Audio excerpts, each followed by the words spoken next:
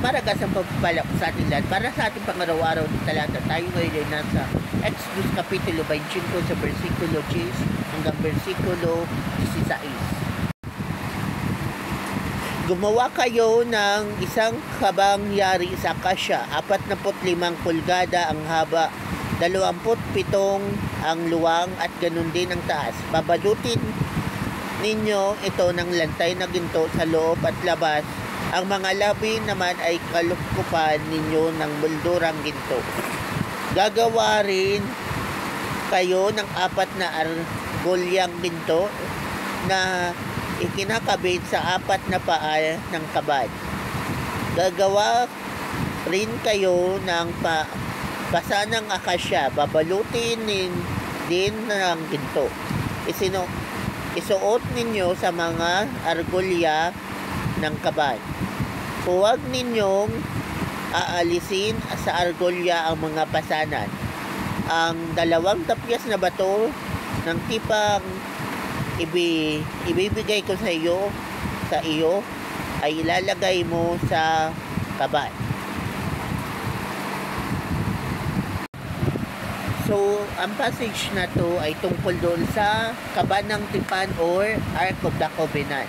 So, basically, ito yung patungan ng Ten Commandments.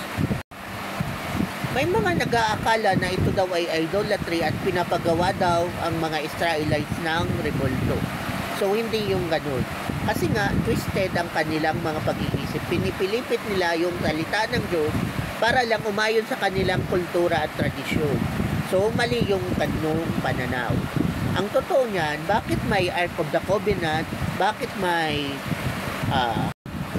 sa Tagalog, syempre, kaba ng tipan. So, anong purpose nun?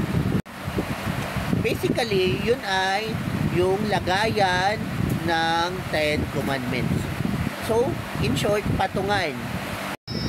Naalala nyo, si Moses binigyan ng tablet na galing kay Lord.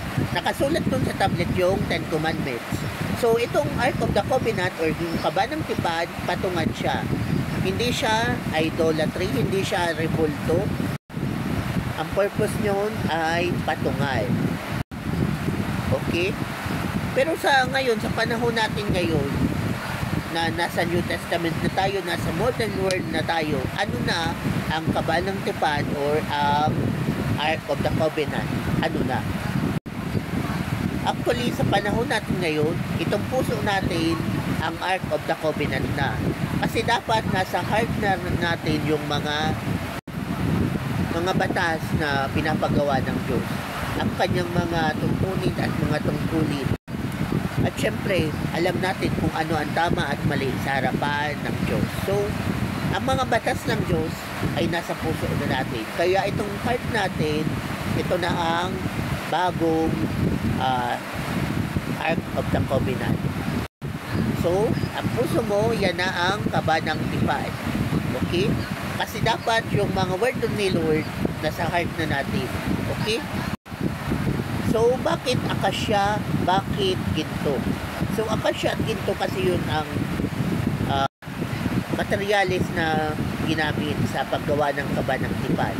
So, akasya kasi kailangan nating maging kasing tatag ng akasya, kayang tayuan ang mga panukala ng Diyos kahit na kontra yun sa tradisyon at kultura na meron tayo.